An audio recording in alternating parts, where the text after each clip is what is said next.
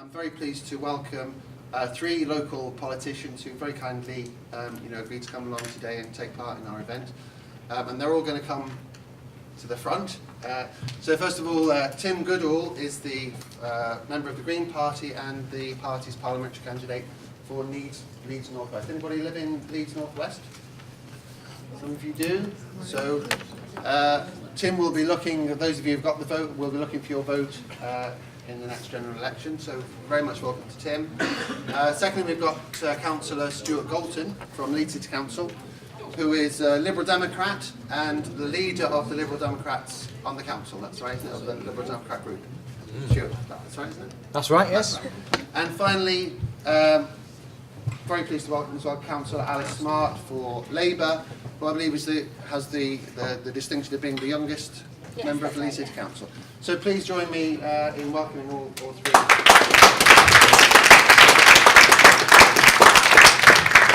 So what we're going to do in this session, we have an hour, is I'm going to first of all invite the three to make some remarks, which may cover both from their own political party's point of view, their kind of approach to the democratic crisis or the issue of disillusionment, disengagement and so on, what they are proposing to do about it, and more specifically to respond to the things that were being said in the presentations. And then I'm going to open it up for questions and comments, to have a kind of dialogue then with the politicians. And also, of course, you might want to, Rob very sensibly suggested to me, you might also want to respond as well as to what the politicians are saying. You might want to respond to other things that were said in the other presentations. So other people might have said things that you were interested in or you want to violently oppose. So do feel free to refer back to those presentations and make some comments about that. So we have a general kind of discussion. And then at the end of the afternoon, we're going to have a poll on which party you trust most to deal with the issue of voter engagement.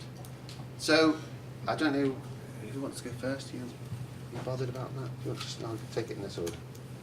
Oh, okay. No, all right. I'm going to take it in just a random order that they're sat at the table. So I'm going to start with. Am I going up there or just doing it from here? It's up to you. The mic's not working. Can you hear me? You just need to be aware. You just need to Yeah. speak up. So first of all, Councillor Stewart Colton. Well, thank you. I had somebody ring me up before this session, and it was a chap who wanted to ask me 4 or 5 questions. I thought it was part of the organisation. It wasn't. It was just somebody who was interested from the politics section and wanted to ask me 5 questions. And a lot of it was all to do with what needs to be done specially for young people.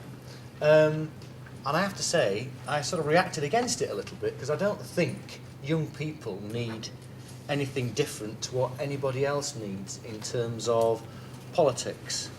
Because I think young people are generally interested in politics in the same way as their parents might be interested in politics or their grandparents might be. They just might actually just focus on different aspects of it. So since we've got the different parties here, I'm just going to go over a few things that were important to me. And they were important to me in terms of entering into a coalition government to actually enact some Liberal Democrat policy as a member of government. But also, they were important to me when I first joined the party, which was a long time ago when I got elected to Leeds City Council and I was the youngest councillor, which was a long time ago. Anyway, so policies that I think are important for young people are important to everybody else as well, though. Pupil premium. Pupil premium is one of the things that the Liberal Democrats have been able to enact in government. That basically is the principle that people's outcomes in life tend to be affected by their childhood and particularly by the environment they grew up in and to do with their parentage. Pupil premium is supposed to say, well, do you know what, middle class kids tend to have parents that will get them tutors to help them with their studies. They tend to have a very stable environment with which to do their homework when they get home. Pupil premium is there to try and narrow that gap and to say to people, well, actually, you might be less fortunate than some of your classmates, but we're not going to let you fall behind because of your lack of circumstances, and this money is there to invest in the classroom. It's one of those things which is an investment, and you hope to reap the benefits later on in life. And so it's primarily focused on primary education, but of course it goes further on into secondary. And it is making a difference. and it is targeted at specific groups which have year upon year and decade upon decade always come out with less results than their colleagues, and it means that they are forever held back in terms of the opportunities that they can actually take forward. So I'm very proud about that one. Then we've got gay marriage. I'm a gay man. I can get married now. I couldn't do that when I first joined a political party, and I'm very pleased that this has been enacted as part of a Liberal Democrat government. Ironically, you would have thought it'd be more likely for it to happen under a Labour government because they're more left-wing and left-leaning. But it's a matter of it's a great example of how ideas develop, and because more people talk about them, more people engage in them, and more people get active in them, that actually they become a reality over the years because you change the way people think. So it meant that the Tory party had to think a bit differently about things, and it's good that we've got progress like that so that in the future we don't have to campaign on things like this. It can just be seen as a normal thing. Right, commitment to 0.7% of your GDP going to overseas countries. It's a principle that we as Britons should be really proud of, and the fact that that has been able to be maintained is primarily due to the Progressives in whichever party, because I know the Labour Party are committed to it, we're committed to it, and the Conservatives are committed to it, but there were quite a bit on their right wing that were not. And it's only through the fact that Liberals were around to pull the policy back in that it's remained in place, because there were plenty that wanted to dip into that money and say, we're in crisis now, not just those people in the third world, but we know that in terms of making sure that we have a more stable future, that those third world countries need to develop at a rate which is sustainable. And it means that we don't get levels of immigration which are forced by drought, by malnutrition, and by lack of opportunity. And we need to make sure that people have opportunities where they are. Then we also have, yes, ID cards. They were on the cards not so in the previous government. This government stopped them. I'm very big on civil liberties. I think it's one of those things that young people can get engaged with more than some of their older compatriots because they appreciate the concept of individual freedom. ID cards were stopped by this government coming in place. Also, I have to say, children stopped being imprisoned with their parents when their asylum applications were deemed as not valid. So we stopped actually detention of children under those circumstances. We also blocked plans for the detention of suspects in terrorism cases. Now, I know a lot of people would think actually we need to make sure that we're being kept safe, but actually you should only detain people when you have just cause to do so, and you should be charging those people and taking them through the process, not keeping them separate from the judicial system. And we stopped that in government. Okay, tax changes. I know that the Labour Party is very good at pointing out that the coalition government actually ended up lowering taxes for millionaires. They did. And all I will say to that one is it's a coalition government. Tory partners wanted to do it. They had more people than us. It gets done. It still ended up being actually higher than the rate that it was 3 months before the Labour Party left, but there you go. That's a particular issue. But at the same time, what you can do is try and introduce a little bit of progressiveness into the system. So that might be happening, but at the other end of the scale, we have taken people out of tax altogether because we've stated that people should not get taxed until they earn a certain level of money. And when we first came into government, it was around about £5,000. And over time, we've doubled that, so that it's £10,000 that people can earn before the government takes anything off them. So that's money that they can invest in the way that they see fit for their family. So I think that's progressive. The bit that's exciting me at the moment now, I have to say, is that issue about rebalancing our economy. I got into quite a heated discussion earlier on about how do we change our society, how do we change our economy, should it be about markets, should it be about collectivisation, should the government run things? And one of the things that became apparent about that is the fact that our economy is imbalanced. We rely far too much on the London city-based economy, and the speculation that goes on in the City of London. And this government has started to try to rebalance that economy that for too long has got more and more centralised into Westminster, in the same way that politics has got more and more centralised into Westminster. And that's one of the things that frustrates me as a politician, because I think I spend too much time apologising for some of the decisions that gets taken by centralised organisations, whether it be individual party structures or whether it be governments in charge in a Westminster setting. So I'm really excited about the issue around devolution, and I think this is one of those areas where young people can get really engaged. The example that was there in Scotland in terms of the votes for 16, which by the way was our party policy before any other of the major parties. I'm not sure about the Greens, they might have had it before us. It's been a policy for a long time. But we've had it for quite a bit of time. And to see those younger people actually engaging in the devolution debate for the first time, I think a lot of politicians saw them as fresh meat, I have to say. But those young people actually came out and said, we're not just going to go to anybody just because they've given us the vote. We're actually going to think about how we make our choices. And it was far more deliberated in terms of when young people got interviewed about the Scottish referendum than actually some of their older compatriots, where it was more about party political allegiance that they've held for generations as opposed to actually discussing the issues. So I think that's something that's very useful. I was really glad to see that there was an emphasis on electoral reform as well in terms of the discussions that you had all had. One of the frustrating things about the coalition was that we tried to get the House of Lords reformed, but those Westminster forces, that inertia from older people, meant that the two main parties actually came together and decided that they didn't want to change anything at all, and they'd just stick with what they've got. That is something that young people can get involved with. And actually that devolution convention that the Labour Party has talked about, I think we can all engage in and try and make that House of Lords, like has been suggested by some of the presentations here, into something which is more about representing the regions of this country as in the decision-making power in Westminster, and also introducing some of that proportional representation which makes things fairer. And if you make things fairer, people think their vote counts. So that will engage more people, and not just young people, everybody, because everybody needs to engage in politics. But I think it's something that young people can look into. And there was a discussion earlier around should you absent from votes that you do not agree with. In terms of police commissioner elections, I don't know anybody who actually liked the idea of police commissioners actually on the ground in those areas where they were supposed to be.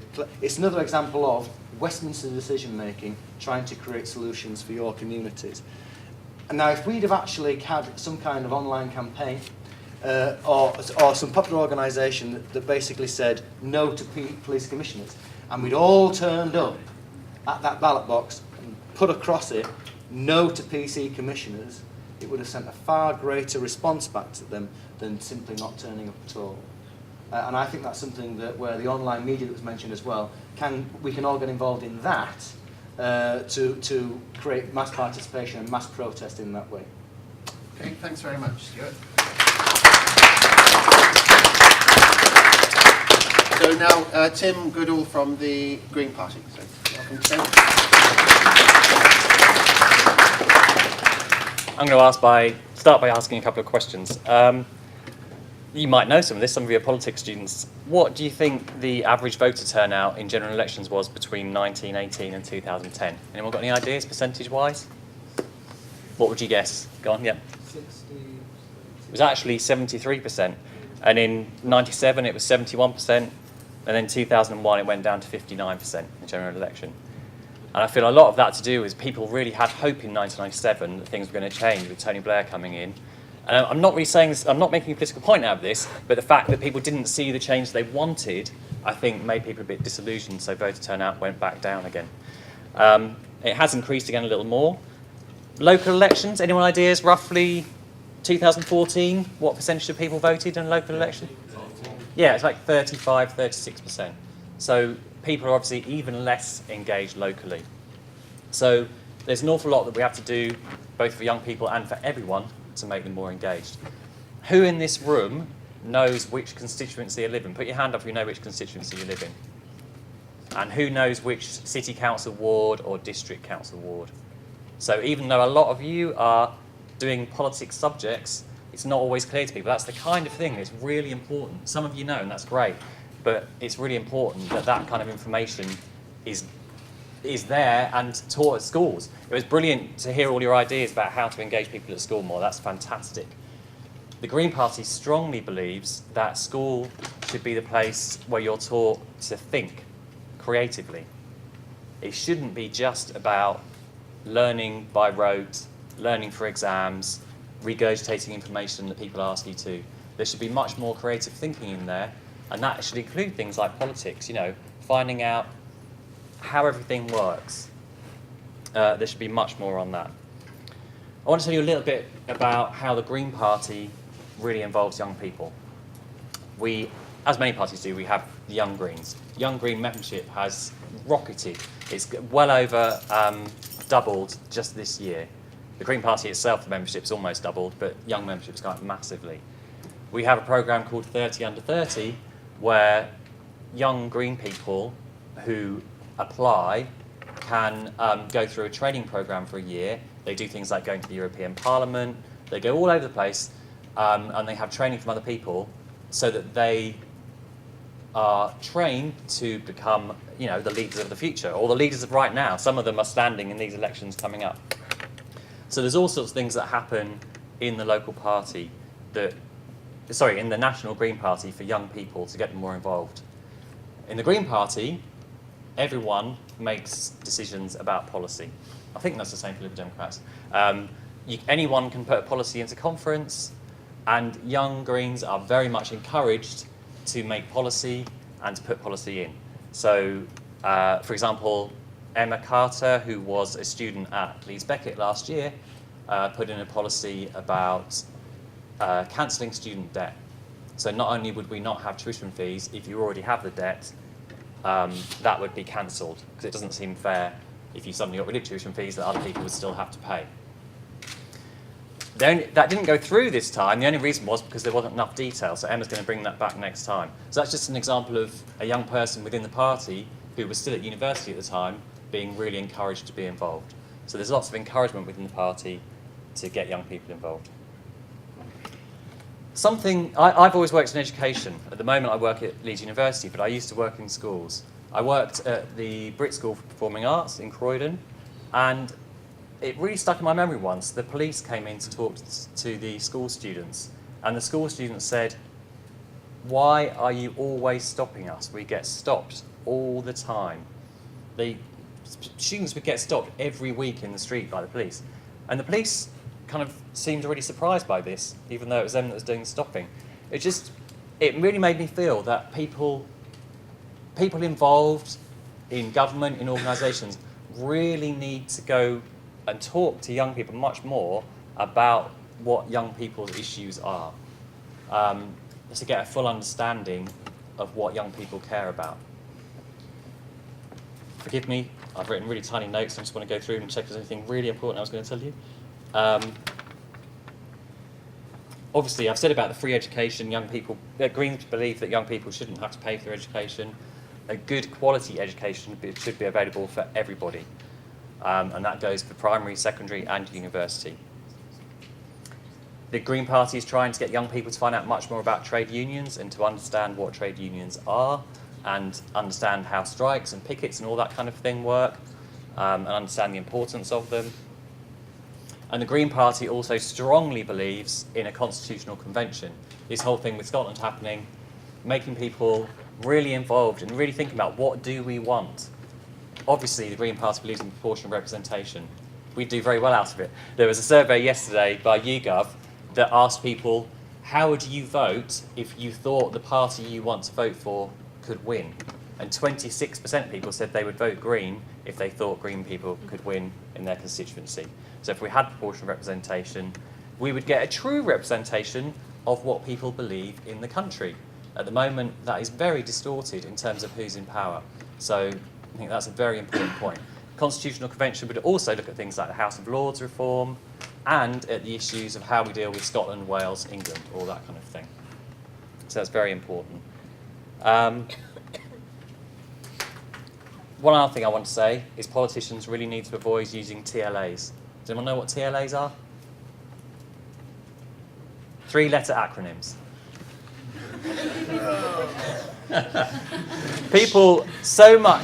There's so much information that's given out where it's just not clear what people are saying.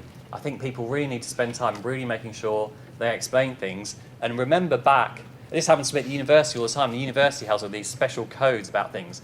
And they say things like MCCR. And when you say to someone, what does MCCR actually stand for? It's like, oh, I don't know. They've got so used to saying them, they don't think about it. So it's really important that people explain things fully. I think I'll leave it there. Thank you.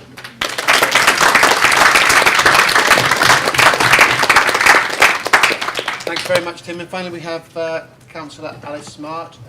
Just ask you to be aware, Councillor Alice wasn't able to get here until late on, so she didn't actually hear the presentations. But please welcome Alice. Yeah. So yeah, I have managed to have a bit of a read through to see most of your presentations, and they all look really good. So I thought I'd kind of touch on a few of the sort of key issues that kept coming up a lot. One of the main things was votes at 16, which is something Stewart's already touched on, and you know, as we've said, the Lib Dems, Greens and Labour do all support votes at 16 as a policy going forward. And as we saw recently in the Scottish referendum, you know, not only were politicians willing to give the vote to 16 and 17-year-olds, 16 and 17-year-olds, you know, rose to that. They showed that they were willing to engage in our political system. They showed that they could, you know, take on the responsibility of voting. And I'm sure that's something that would work across the rest of the United Kingdom as well. You know, just because you haven't reached the age of 18, you know, you can get married, you can get a job, you have to pay full public transport fare, all sorts of things. You've left school, you know, there's no reason why you shouldn't be able to, you know, vote in the political system that's having such an effect on, you know, almost every aspect of your life. So I think that's something that, you know, hopefully we'll see come a policy nationally in the next few years. One of the other things that kept coming up, which is something I really support, is increased amount of citizenship or political education. Personally, for me, I didn't really learn anything about politics until I decided to do politics A-level. But obviously, only a very small amount of people will go on to choose to do that. I think what we really should have is, you know, as part of our PSHE or, you know, some sort of compulsory part of secondary school, or, you know, even potentially in primary school, should be about learning, you know, the basics of the political system, the basics about what your democratic rights are. You know, I think there's so much that you sort of go out into the world at, you know, 16 or 18, and you don't really know all that much about, you know, things like basic finances, things, you know, like how to sort out your bills, or, I mean, things like sex and relationship education. I know there's a bill going through the House of Commons today that, you know, would really help young people. But I think it's really important that we have political education as a, you know, a compulsory component of, you know, the national curriculum, so that everyone leaves school knowing, you know, a little bit about the different political parties, you know, about what it means to vote, how they go about voting, and, you know, how to get on the electoral register and important things like that. Voter registration came up a lot as well, about how maybe it should be something you do at school, maybe it should be, you know, something that gets done at university. I know under this government what we've seen is it becoming a lot more difficult for students to register to vote, which is really disappointing. It used to be the case that if you lived in a student's halls of residence, that everyone in your block would be automatically registered, and now that's no longer the case, and everyone has to register individually. So even if you live in a 5-person student house, all of you will individually have to register, which ends up meaning that a lot of students are probably going to be left off the electoral register, which is disappointing. So I'd like to see, you know, that reformed if Labour do get into power. And I think, you know, finding ways to, you know, while we do have the situation of individual registration, I think, you know, universities, student unions, schools and colleges, you know, it'd be great if they could do their part to make sure that young people know how to register to vote and are getting on the electoral register in time, so that, you know, young people can have their voices heard. Stewart kind of touched on the idea that, you know, is politics different for young people? You know, are the same issues important to everyone else? And I think that's a really interesting point, because I think, you know, so many political issues are just, you know, we're just as interested in as older people. Younger people are just as interested as older people. You know, things like, you know, cuts to the NHS or, you know, the economy. There's no reason why just because you're younger you wouldn't care about that. But at the same point, I think, young people who are just coming out of school, thinking about going to university, maybe already at university, you are at quite a critical point in your life where there are going to be certain issues which are really important to you, whether that's, getting on the housing ladder, starting work, getting work experience, maybe you're worried about tuition fees or, the debt you might have after you leave university. So I think it's really important that politicians are talking about those issues like they're, as if they're really important and not kind of sidelining them as, oh, that's just a young person's issue, or that's, that's not relevant to the majority of the electorate. Because I think at the moment a lot of young people are overlooked by politicians, and that's probably the case for, or it has been the case for politicians in most parties really once they get into power. And I think that's largely down to the fact that young people are generally less likely to vote, and obviously young people under the age of 18 don't even have the vote. So, if the government does so for instance, the government's scrapping EMA, the Educational Maintenance Allowance for 16 and 17-year-olds. Even if 16 and 17-year-olds become really angry about this, they can't express that at the ballot box. So I think politicians often are a bit careful in creating policies that will benefit older people rather than younger people who might be less likely to vote or maybe don't even have the vote. And I think that's worrying, and that's something that hopefully lowering the voting age would help tackle.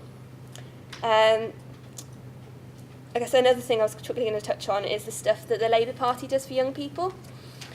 So if you're a member of the Labour Party, if you're under the age of 27, it's only £1 to join, and you automatically become a member of Young Labour, which is the Labour Party's youth wing, and that sort of holds national conferences.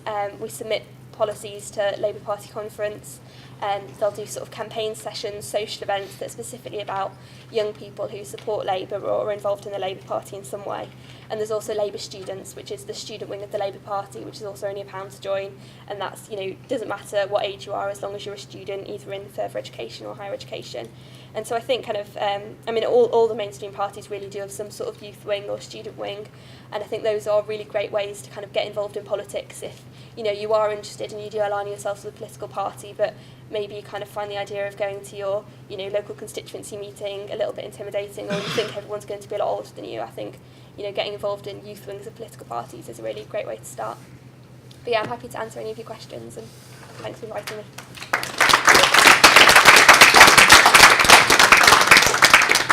Okay, thanks very much to all three of the speakers. So we've heard some stuff here about some of the policies the parties have implemented or favour, some of which particularly affect young people, some of which are more general policies. We've heard some things about how the parties are organised, how they operate to try and engage young people, and some policies and proposals more specifically in terms of fixing the way the political system works. So now I'm opening it up, and what I'd like to encourage is that you've all done presentations, and you may or may not feel that the councillors have answered those points that you raised in the presentations well or not. So it's really down to you now to ask any questions, make any comments that you want. But obviously feel free to refer back to your presentations if there are points that you made in the presentation that you'd like to kind of press at this point, then do that. And obviously also comment as well on what other people said. So really the point here is to have a general discussion. So I'm going to take 4 questions or comments. Try and keep them fairly brief if you would, so that we can make sure we get through as many people as possible, and then I will come back to people later on if there's time. So I'm going to take these 2 over here, so I'll come back to you in a minute, and then this one here and at the back. I will come to you again. So we'll go in that order if we can, please. So yeah, I've got to come back to first for Stewart. Just you said you wanted to narrow the gap for like education purposes. So I was going to say, why allow private and public schools to keep their charity status?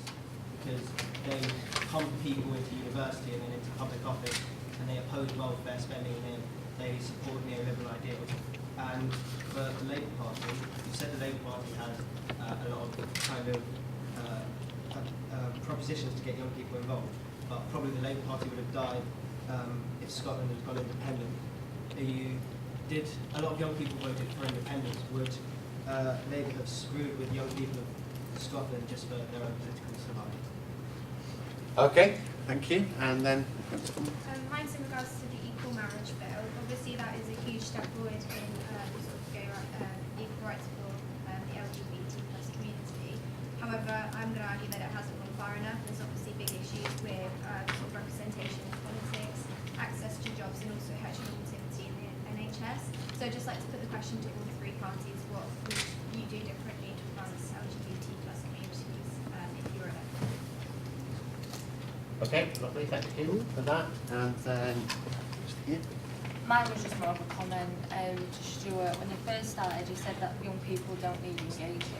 I think your party made it pretty clear that quite ignored the tuition fees, especially in Sheffield. How annoyed they were with Cllr. Like, young people are ignored, and especially students, you know, with tuition fees. And I think it is important that politicians are much more forward with younger people to get them more involved. Great, okay, thank you. I'm sure Stuart wouldn't have expected tuition fees to come up at any point. And then at the back. Yeah, we're just wondering, not just in events, well, not just today, but also in other events regarding getting young people involved in politics in general. It tends to be the more left-leaning parties that like to participate and speak to young people. We don't tend to hear very often from parties like the Conservatives in UKIP at these sort of events. Just sort of wondering if any of you know or have any ideas as to why that is, why the left parties seem to be more interested in getting young people involved.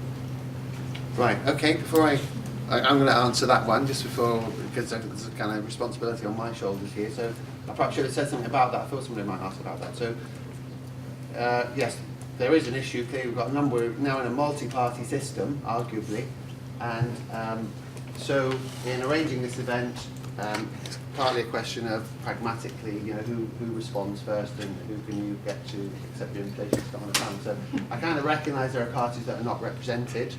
Some people might feel that they would like to have had those other parties represented, but in some ways there's just a practical limit on the number of people you can have on a panel. So obviously the councillors might want to also respond to that more generally about other parties and whether they engage perhaps in the same way or with the same vigour three parties on the panel. But anyway, I'll hand over to, we'll take those in any order. You don't have to all answer all of them, as long as they're all answered, that would be great. Mm-hmm. Alice, do you want to start and then we'll kind of go in reverse order, shall we, from there? Okay, so I guess I'll touch on the point about equal marriage, which was a policy that the current government brought in, and that was something that most of the Labour Party did support, and that's something that I feel really strongly about and support myself. But I think it's a really important point you made, because a lot of people do see equal marriage now as LGBT people are kind of equal now in the eyes of the law, which isn't fully the case. There are still lots of grey areas where LGBT people are discriminated against, and even the Equal Marriage Act I don't think is perfect. I know a lot of trans people I think don't feel fully included in that, and as you said, there's lots of issues in the NHS. For instance, gay men aren't allowed to give blood, which I think is a discriminatory policy as well. And I think there's just kind of, even if people are sort of treated equally in the eyes of the law, that doesn't mean when you go out into society you're going to be treated equally. And I think lots of LGBT people do feel discriminated against, just as the way many non-white people do, or lots of women do, or even disabled people as well. So I think that's something that I think the Labour Party, or the Labour Party does believe that it's the party of equality, and I think that's something we'll continue to tackle. We have an LGBT Labour section within our party that comes up with its own policy, and I think often we take our lead from them when it comes to making things better for LGBT people. Were any of the questions specifically directed at me? I'm trying to think. Go on. I talked about Scottish independence. I said 16 to 17-year-olds, 71% voted for independence. Yeah. But you said that Labour opposed Scottish independence. Were you kind of screwing young Scots to be your own political survival, because without Scotland, Labour would be hit? I don't think that's the case personally. I wasn't that involved in the Scottish independence referendum, but I think the Labour Party does believe that we are all stronger together. We're not a nationalist party. I personally, I don't really feel that Scotland's any more. obviously Scotland has regional devolution, but I think the northern cities should be getting that as well. We should kind of be thinking of the United Kingdom as one country, but as as being able to sort of separately govern individual parts in a way. I think you're right that if Scotland had gone independent, that the Labour Party would have missed out, or we would have struggled to get a majority in the next few years. And there were people in the Labour Party who supported independence. But overall, I think all the three main parties, we want a United Kingdom and we didn't want to see independence. Okay, LGBT issues. I think the question about there's a lot of discrimination within work still, within employment, and it's now much harder to take your employer to a tribunal. So people are almost scared of coming out of work. They could be being harassed, and it could be a really difficult situation. One of the things that concerns me most still about LGBT issues is bullying at school, and there isn't enough of a coherent policy about that. I know, for example, in Leeds, every school can pretty much decide what it wants to do around bullying. And there was one school in Leeds that said, oh, well, we don't have to do that because we don't have any gay people here. Like, really? There's not a single gay kid in the whole school? I think, for me, school issues around bullying at school and issues around name-calling, that kind of thing, is massively important, because if you're being affected at that age, that kind of thing can affect you for the rest of your life. The suicide rate amongst the LGBT community is still much higher than it is amongst the general population, and that things like bullying, things like the atmosphere at school could have an effect on that. About engaging young people, the first past the post system actually encourages in several constituencies. People, some of you were saying earlier, I've never met my MP or my councillor. And a lot of places, if they've got such a massive majority, they just don't bother to go out. And so they're not going to meet anyone, young people or anyone, because they know they're going to win. They don't do very much campaigning at all. In terms of the parties here being left-leaning, generally you find that Tories and UKIP aren't as involved. They do have their youth sections, but if you look at the membership figures, they generally have a much older membership. The average age for Tory and UKIP members is considerably higher than it is for these three parties. Okay, Stewart. Okay. There was a very specific question about charitable status for independent schools. I have to say, I haven't got an answer for you on that one. It's not my skill set. And it is iniquitous in terms of the outcomes that happen for people who come from a private school in terms of their ability to access certain fields, and it is a lot to do with nepotism, not just in private business, but also in terms of all of the parties, I have to say. And this is one of the issues why you don't tend to change things through legislation in terms of recategorising organisations like that, because by their very nature they will just find some other way to exist, and you can still have privilege in a state setting. If you look at the London Oratory School, which is a state school, it's got a lot of posh people in it, so I think that the big thing is taking small steps to change society and rebalance it, and that's where I think the devolution element comes in terms of power, because if so much is concentrated in the City of London, we need to break that monopoly that the City of London has in terms of saying, hello politicians, we provide you with 25% of your tax revenue, so you've got to actually listen to us more than those other people out there that are sort of sitting targets for your taxation, because if we don't provide that amount of tax, then you've got to start taxing them more. And we've seen that somewhat with when the economy crashed. There was less tax coming in from the city, and that's why you've got the austerity in front of you, because there's less tax to go around and it's got to be spent. Well, we try to spend it wisely, but sometimes those decisions are wrong. Anyway, so if we rebalance the economy and rebalance our society in terms of making it more devolved, there is less of that centralised, London-based domination. And I think that will free up, for instance, the dependency on that line of going to private school, doing PPE at Oxford, and then doing a political researcher's job for no money because daddy can put you up in their flat in Kensington, and then you become a politician. So if it's more devolved, it's less concentrated. So hopefully that will change it. Sorry, that was a long answer to a question I didn't know anything about. Then there is the issue around LGBT issues. There is still discrimination, but from our experience in local government, I know Alice hasn't been around that long, but I'm sure she's already come across situations where you go, but it's supposed to work this way. Why doesn't it work this way? And then someone has said, well, that's the way our procedures work. And you've got to keep fighting it. So a lot of what happens in terms of discrimination in settings like the NHS or whatever, it's because of people's interpretation of rules. It's not that the rules that are there that are wrong, it's that people have interpreted them wrong. And we've got to keep pushing for it. So, for instance, the homophobic bullying, the more people that question around it, like you have in terms of saying, what's your policy on homophobic bullying? And then they say, we haven't got any. Actually, that's when those schools get challenged, they have to respond to it. And that's one of the reasons why I became a school governor in my local high school, because I wanted them to actually see a visible gay person. So for any of those students that were out there that thought, I don't want to, well, I was there anyway. They might not have thought I was a particularly good role model, but there you go. So it's about challenging those areas. And in local government, we can do that very effectively, I have to say. And we can encourage private sector organisations within our cities as well, for instance, like what we do, to take on the Stonewall Charter. So I'll give you an example of a success in there. Leeds United has traditionally had a very challenging relationship with the council, because I think a lot of them in the organisation thought the council earned them a living. Yeah.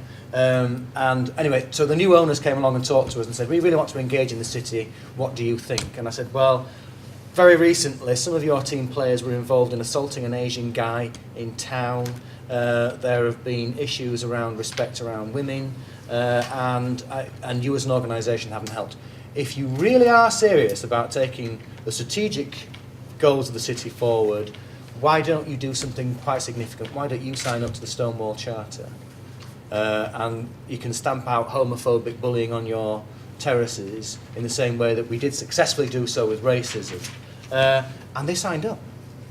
And I was quite chuffed, because I thought, oh, they're never going to do it. But they did, and they became the first club in the country to do that.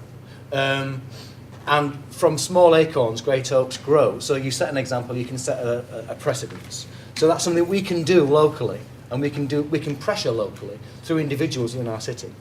What was the other one? Only the left-leaning people talk to young people. It comes back to the issue that was raised before by Alice, I think, which is old people vote. So you'll tend to get politicians chasing the vote, and I think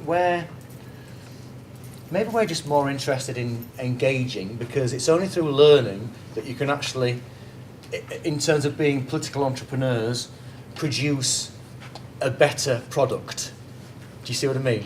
It's only through listening that you learn, and you actually think, we need to change something here, because it's not it isn't engaging with people's mentalities. And then the bit about the young people in the Scottish referendum. The problem is, you said 71% voted for independence. I've seen something else which said a small majority actually voted to stay in. So it depends on your polls. But the lesson is, don't rely on anybody. Don't just take on a section of the population and think that you're giving them something, and they're going to be going, oh, thanks, oh, we're so grateful, we'll vote for you, because they are thinking, sentient human beings. And we've done that too often in the past with quite a few sections in our society, and assume that will get the popular response back. But people actually aren't stupid, and the young people in Scotland showed us. Okay, thank you. So I don't think the question on tuition fees was answered, so I'm going to ask the panel to come back. No, I'll ask you to come back to that in a minute. So I want to take some more questions, if I can, and comment. So don't forget, do refer back to your presentations and the points that you put forward there if you want to kind of ask about those things that you raised. So I've got three here, eager hands. Anybody else? And one here, that's good. And here. Okay, so we'll start over here. Do you want to start? May I ask how, if all of you are so interested in engaging with young people in politics, why was the Green Party the only party to have a presence at the free education demo where 10,000 students were marching? Okay, good, thank you. Go on then. Mostly to the Green Party candidate. It's good that you mentioned the importance of trade unions. I think a strong labour movement can't underestimate the importance of that in democracy. But part of what's holding me back from supporting the Green Party is that lack of link to working class organisations. So what steps is the Green Party taking to build links with the labour movement, essentially? Okay. I'd also like to point out, it's pretty laughable that the Lib Dem councillor could point out tax reform as a victory of the coalition government when poor people still pay a higher proportion of tax than the wealthiest. But there you go. Okay, good. You snuck that one in there very well. I find it quite amusing from my perspective. This one's for you, Stuart. Seeing this desperate act being role-played by Liberal Democrats all across the nation. You know, I just want to ask Stuart, are you and the majority of your Liberal Democrats in your party ready for the inevitable, which may be total, Okay, so the Rochester by-election wasn't too good for the Democrats. Do you want to come here? Do you want to ask a question? We were just going to ask, when you were saying about how you do more to target homophobic bullying, but we want to ask how, like, shouldn't you try and target all forms of bullying, regardless of what it is? Because even if you get rid of homophobic bullying, then it's just going to move on to someone else. So you need to learn, like, how are you going to learn to make people more tolerant of other people? Like, how are you going to integrate them so that everyone sees everyone in an equal light, not just targeting something for a little bit and then just leaving it out. Okay, so it's much more general issue about toleration in society, and okay, that's good. One of you definitely had your hand up. Come on. Oh, I was here. Sorry, I'm sorry. If it was the fact that it was a referendum that increased engagement in Scotland, what do each of you guys feel about making referendums legally binding or citizen-led, like an optional referendum? So you mean like a citizen initiative, calling for a referendum on a particular issue in some way, having a sort of some kind of online thing where people can vote for it? Okay, online. Something like that. Okay, so Tim, do you want to start us off there with responses? Well, free education demo, yes, Green Party were very involved, and I'm very proud of the fact that the Green Party were very involved in that. And it's a shame that the NUS, the National Union of Students, seeing as I said I wouldn't say any TLAs, the National Union of Students, not the NUS, were not involved in that. Question about trade unions. We have Romaine Phoenix on the National Executive of the Green Party, who is our trade union liaison officer, and she goes around meeting with trade unions all the time. And Natalie Bennett, the leader of the Green Party, meets with trade unions all the time. She's met with the National Union of Teachers. She's met with University and College Union. She's met even with the Farmers Union, which was quite special for the Green Party because the Farmers Union don't usually agree with Green Party policies. But you know, she's really got out there and met with lots of different unions, and that's really showing now that we're getting support from unions. We've even had donations from unions in Leeds, which we're very proud of. The bullying thing, yes, I should have said it does include all bullying, and it's very important. What I'm saying basically is there needs to be a coherent policy. At the moment, schools are allowed to decide for themselves, and yes, schools should have some control over what they do, but at the moment, schools don't have to do anything on bullying. And I mean, I trained in the States as in student counselling, which included lots of work on bullying, so I dealt with that in schools. And interestingly, the schools where the least bullying happens are the most diverse schools. When you have a high range of people, when you have real diversity, less bullying happens because people learn to accept each other. But yes, there needs to be a coherent policy about bullying, and councils need to be able to say to schools, look, there's at least a minimum amount you have to do to deal with these issues. It's so important that that's dealt with in schools. Having referendum on issues, I can see that could work in certain cases. I think you have to have a system like Switzerland where you have to have a lot of people signing a petition to say that they want a referendum, because otherwise you would have referendums about everything and it would cost so much money. So you really would have to limit it to issues that people really felt strongly about and showed they felt strongly about by, you know, a lot of people signing a petition. Okay, thanks, Tim. Your question, was it just about schools, or did you mean more generally in society? Just like general, yeah, in society, like in all aspects, like just everywhere. Okay, so other forms of discrimination and inequality. Yeah. Need to be tapped Yeah, into. and that's Okay. a massive thing for the Green Party, that the Green Party is probably the most equality-based party. You know, it's very, very inclusive of everybody. We have male and female deputy leaders. We have a female leader. We have so many women in power. We have a man from a black and minority ethnic background is a deputy leader, Sharar Ali, and the equality policies are very, very strong. Okay, thanks. Stewart, you want to go on fairly briefly so we can get some more questions in? That's all right. I know there's a lot there, but just want to get another round. Was that you managing the length of my response? Trying to. Yeah. Okay. Okay, the free education demo. I was quite quick on that one. I wasn't there because I wasn't invited. Secondly, I'm also, as you can appreciate after these tuition debate, very reticent about doing posturing on things that I'm not confident I could deliver. Yeah? And that might be one of the reasons why the Greens are there, because they might be making the same mistake as we made last time, which is, oh, we can promise something because we're never going to be in government. Yeah? So be careful, because there might be a broad coalition, and you might... Anyway, so It's happened in Germany. So that's they've made it free for all students in Germany. Absolutely. Now then, tax reform and the proportion of who pays in terms of the poor and the higher. The point is, we've got to the position where we are at. Yeah. So if you're going to change something, it has to change quite gradually. So yes, the poor do still pay a higher proportion than the higher. In terms of how you handle that, you do it gradually, because you need to make sure that you have the same amount of income coming in to make sure that those public services which are funded through taxation still have that money available for them. So the best way to actually get that change quicker is actually through having greater economic growth, because with the growth of the economy, you grow your tax revenues. But it hasn't, though, has it? What hasn't what? Tax receipts haven't increased despite economic growth. They have increased with growth. Yes, they have. Corporation Yes, they have. They haven't grown enough. That's what I'm saying. It's gradual change, and the more remember, the economic growth that we've got at the moment has come from a very low base as well, so it's not exactly huge. But as that economic growth continues, you'll get more, and you'll be able to do more of that reform. So you can only do so much over a certain amount of time.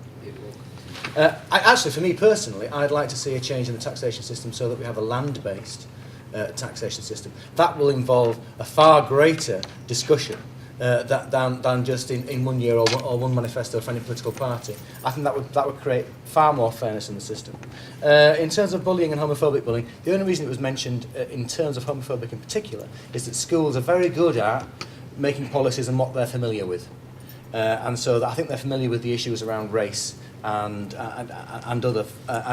children who are more disadvantaged. Homophobic is something that they're not used to, and that's why they need to be challenged on it, to include it within their overall strategy. And in terms of referenda, we need to be very careful about referendums.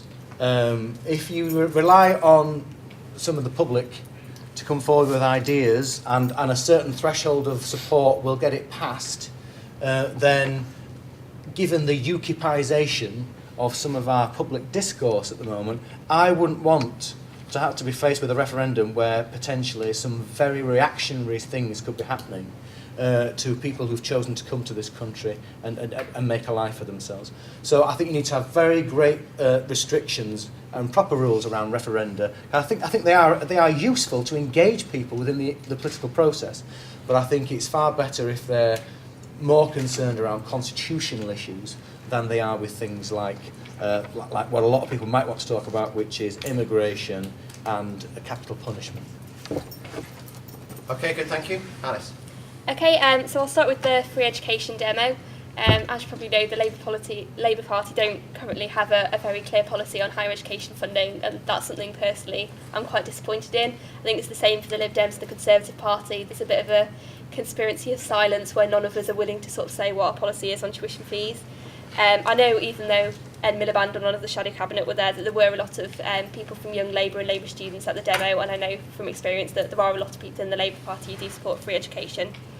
In terms of bullying, I think that's a really good point, that we need to instill tolerance in all of society, that it's really important to tackle things like homophobia in schools, but we also need to be looking at all forms of discrimination and prejudice towards people for all sorts of reasons. And I think the main way we tackle this really is through schools, it's through education, it's through things like religious education. We teach people to be tolerant in other people's religions. I think we need to be teaching tolerance of all different lifestyles, all different identities, and different aspects of people's lives, so that then people can go out into the world sort of with a tolerant and open mind. The idea that should citizens be able to call for a referendum, I initially sort of really liked this idea. It was kind of something I'd not really thought of before, because I kind of felt like, we are in quite an exciting time at the moment where I think social media and having online petitions is getting a lot more people talking about politics. And I like the idea of sort of, putting the political power back into ordinary people's hands.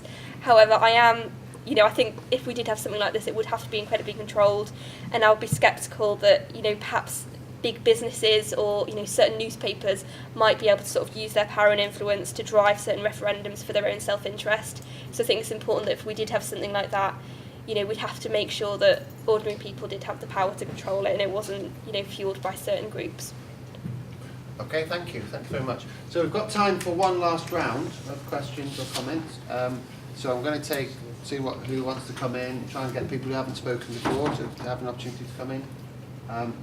And then we'll have the last sort of fairly brief responses, if we can, from the politicians, make sure we finish on time. So, you want to come in? Yeah. Just hang on, I'll just take 3 or 4. Anybody else who hasn't spoken? Ooh, I want to say something about the Scottish independence referendum, right? Do you want to count? As long as it's a brief question or comment, yeah. It's a comment. That's fair, is it? A speaker can come back in? All right, then we'll do that, yeah. Anybody else? Paul, you've got one at the People who've front. not, yes, please, yeah. Okay, we'll go with those 3, I think, just because we'll run out of time otherwise. So You're talking about start with you. how you deal with bullying, but you didn't say what's your point of actions and how would it be dealt with. Okay, so the question there, Consequences. more specific response on policies to tackle bullying, rather than general principle, it's a bad thing and we need to deal with it. Okay, that's good. Yep. Just to the three parties, if you came into power tomorrow and you wanted to keep everyone in this room happy, so talking about more education in schools about politics, free university education, and everything you were taught, how would you pay for it? Okay, good. And then Andy. Yeah, I spent a couple of years up in Scotland watching the Scottish independence debate. I spent a lot of time with young people up there and watching the debate. At times, the participation was breathtaking. I saw young people so engaged at times that it literally took your breath away, how stimulating it was. And yet at the same time, because it was a referendum, it was a binary, divisive vote. It's feeble in Scotland at the moment. Scottish young people are utterly divided over the issue. And as a sort of process of democracy, it was a really poor quality debate. There was very little information on both sides. Both cases were very poorly fought. And I went on a march where 3,000 young people wanted Nick Robinson sacked from the BBC because he asked the wrong question to Alex Salmond. And over 100,000 young people have signed a petition for a revote because they reckon that the vote was corrupted and was dishonest. I'm not sure that gives you the evidence to suggest that vote 16 was a total success. The 71% came from a poll of exactly 14 people. Oh, okay. Blame off on that one. Okay, all right. So if you could all, I know it's tough to ask you, but just be brief so that we have time at the end to just finish off and so on. So I'm going to go in this order now. Stewart, Alice, and then Tim. I've worked this out scientifically, so that they all go first once and second once and third once. So Stewart, Alice, Tim. Right. The last one. Political debate on a binary issue is divisive, but I think one of the things that did bring people together, as someone who went to Glasgow afterwards, I didn't have anybody sneering at me. And this was in Glasgow that actually voted more pro-independence. They didn't say, "Oh, you come over the border, we're really bitter and we don't." Actually, I think even if you did get some people who didn't like the result, the majority of people really felt engaged by actually being asked the question. and they actually felt more able to participate. And it might mean that they do, you know, if some of those people might even join the Scottish Conservatives. I know a lot of them have actually joined the SNP. They'll just be more generally engaged with their politics, I think. And I don't think it's going to create a tension where that society is forever, ever divided. It's just very raw at the moment. I can't answer your question because the policy on bullying will depend on each school, because everything within that school should be concerned around how many children are in there, what their backgrounds are, and what specific behaviours have actually evolved in that school over time. Yeah. So I can't tell you what specifically needs to happen, but I think one thing that's very useful is that there's visibility. So there used to be something called Section 23. Which was, Section 28. It's that ancient, I almost forgot it. Which was a rule that was brought in that said schools could not discuss positive homosexual characters because they didn't want to promote that. Those days have gone now. So we should be able to promote positive examples of all parts of our society now. And it's just a matter of making sure that those schools, if they're covering the diversity in their school, they actually also cover the diversity which might not be immediately visible. What was the other one? How do you keep everybody happy and how are you going to pay for it? You can't keep everybody happy. That's one of the reasons why we're at something like 6% in the polls at the moment. Yeah, because a lot. Good? It's that good, yeah. And that's primarily because people will have a perception of your ability to achieve them. Yeah? So you can make own goals in terms of tuition fees, which basically says we promise to do something, and then you don't just fail not to do it. You actually do. You do it times 150% in terms of raising the fees ridiculously high. And then there's other stuff, which is people always assume that your response is going to be what they had in mind, and sometimes you can't. And with the money that you've got available, you can't please everybody all the time. So I'm not even going to say I would choose one of those things, because also it might make you happy for a bit, and then you might find something else to get unhappy about. So there's no way of making people feel overall happy with you as a politician, I can assure you. However, in terms of that, I'm coming back to preparing for the inevitable. Who was it? The implosion. There we are. Politics goes in cycles, and sometimes your brand is not good. And at this moment in time, our brand isn't particularly very good, and a lot of people are looking for alternatives, and they're going for things like UKIP, and UKIP is getting support from lots of different parties. The Green Party is on the up again. Your cycle got very good in the 1990s, didn't it? When you got 20% in the European elections, then it went back down again. These things happen. What I can say is that it's down to politicians to make the difference. So, for instance, where I was a council candidate this year, was it this year? Yes, this year. I managed to keep my seat and I got a 20% swing. And that's because I demonstrated to those people in that constituency that I was worth keeping, even if I was a Lib Dem. So it's up to those politicians. That answers your question, I hope, a little bit, in terms of, I didn't say you don't need engagement. What I'm saying is there's no special policy or subject that you can all of a sudden engage in people and they'll go, oh, I think you're marvellous. You just need to keep talking to people. And in the way that we do campaign needs to change sometimes, because we put leaflets through doors, and what tends to happen is the head of the household gets that leaflet, has a read, chucks it in the bin. So a lot of that household might not actually get your message at all, and that's why I think social media might be more important in the future. And I have to say, on the doorstep as well, when I've actually come across someone who's middle-aged or someone who is younger, the younger are far more polite, I have to say. So I appreciate that, and they want to talk to you far more than older people. Okay, thank you very much, Stuart. So Alice, next, please. Okay, so in terms of how to deal with bullying and what sort of policies and consequences we can instill, I think I'll kind of come back to my point about how I think we need to kind of include more sort of teaching about tolerance in our education, and I think that should be a national thing. That should be part of our national curriculum, and making sure that we are tackling issues like homophobia in our compulsory education system. In terms of bullying, I'm not quite sure how those rules are set at the moment, but I think it does need to be a top priority for every school and every local education authority, because it can, schools, some of the most important years of your life, and it's a horrible experience for anyone to go through, and you don't want anyone to be suffering from that. In terms of the thing about how to pay for free education, I think our current higher education funding system isn't working at all.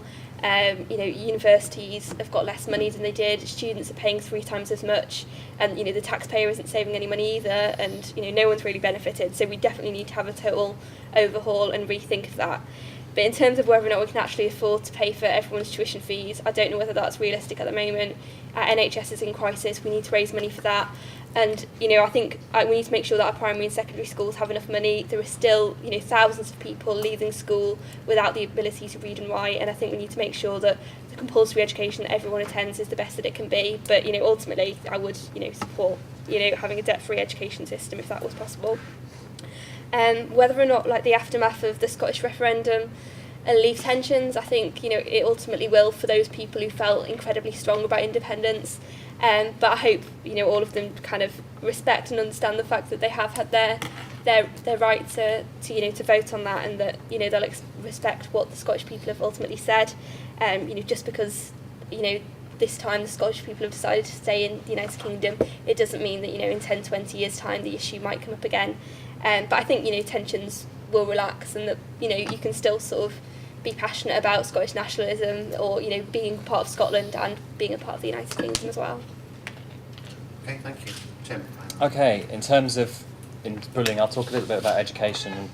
One thing that happens is at the moment, what the Green Party believes that schools should be under local authority control. So at the moment, many schools are out of local authority control.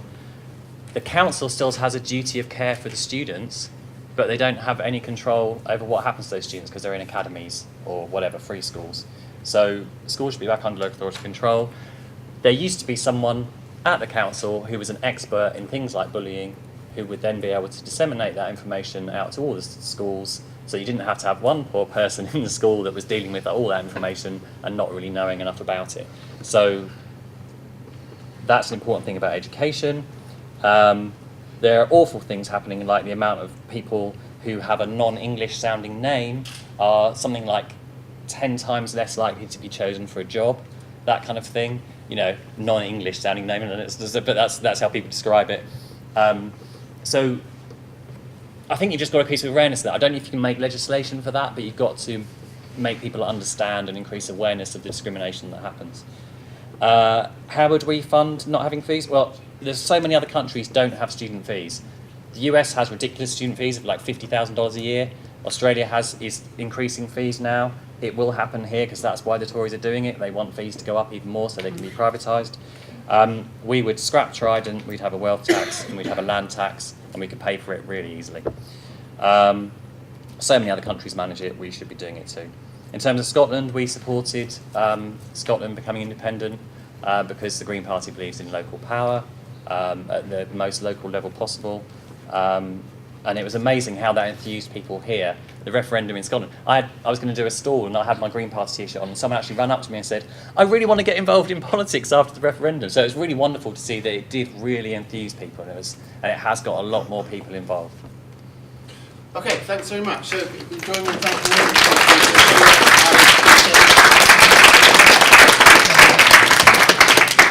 And just before we finish, one last thing to do that you need to think about very carefully before you make your decision. And that is, we want to finish with a poll.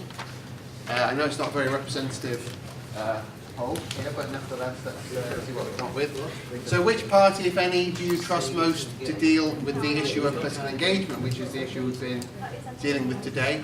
I know we've only got 3 parties here with us, not all the others, so I've put a category on there for other. So if you think UKIP or the Conservatives or other party would deal with it better in terms of their policies, I mean. I think there's going to be a poll. Or we've also got, as was talked about earlier, a none of the above option. Okay, so I'm going to just take a show of hands to see what people feel here about this issue and how the different political parties may deal with it. You might want to consider what's been said today, also your more general kind of feelings about what the parties are offering. So if you're all ready to cast your vote, I'm just going to take a rough count. So Labour, who would vote for Labour on this? Right. 1, 2, 3, 5. About 5 people I counted there. Some of their hands are a bit reticent, so it's difficult to count them. Liberal Democrat. 0. No. Very, very rock bottom trust there. The Green Party. Oh, very positive. Okay, so too many to count very quickly. Okay, must be about 12, 13, 14, 15.